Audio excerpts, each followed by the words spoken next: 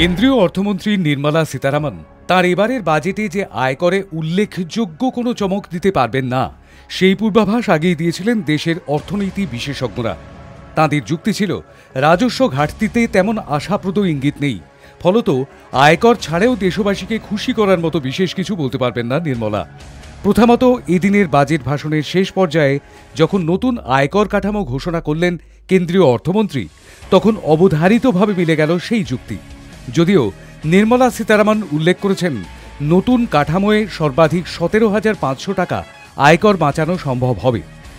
দেশের সিংহভাগ মানুষ এদিন কেন্দ্রীয় অর্থমন্ত্রীর বাজেটের দিকে তাকিয়েছিলেন, বিশেষত আয়কর ছাড়ের ক্ষেত্রে আয়ের নিম্নসীমা বাড়ল কিনা দেখতে। না, সেক্ষেত্রে হতাশ হতে হলো তাঁদের।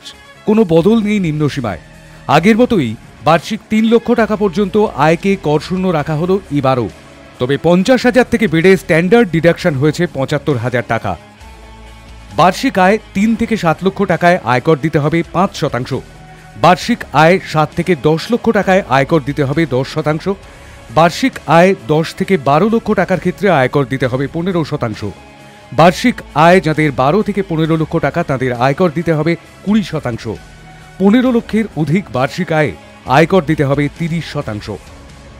In the new tax regime, the tax rate structure is proposed to be revised as follows: 0 to 3 lakh rupees, nil; 3 to 7 lakh rupees, 5%; 7 to 10 lakh rupees, 10%; 10 to 12 lakh rupees, 15%; 12 to 15 lakh rupees, 20%; and above 15 lakh rupees, 30%.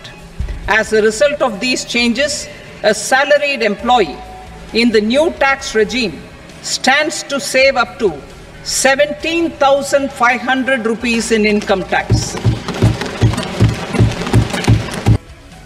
আগের budget কাঠামোর সঙ্গে তুলনা করলে দেখা যাচ্ছে 3 লক্ষ থেকে 12 লক্ষ টাকা করযোগ্য আয়ের ক্ষেত্রে প্রতি স্ল্যাবে পরিবর্তন আনা হয়েছে। আগে যেখানে 5% কর ছিল বার্ষিক 3 থেকে 6 লক্ষ টাকা আয়ের ক্ষেত্রে, সেখানে এবার ওই আয়কর প্রযুক্ত হবে 3 থেকে 7 লক্ষ টাকা আয়।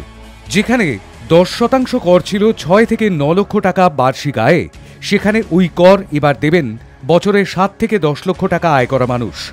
আবার বার্ষিক 9 থেকে 12 লক্ষ আয়ের বদলে 10 থেকে 12 লাখ টাকা বার্ষিক আয়কারীরা দেবেন 15% কর। অর্থাৎ এই 3 ক্ষেত্রে করদাতাদের একাংশ আগের তুলনায় 5% কম আয়কর দেওয়ার সুবিধা পাবেন, এটা বলাই যায়। Hi news network.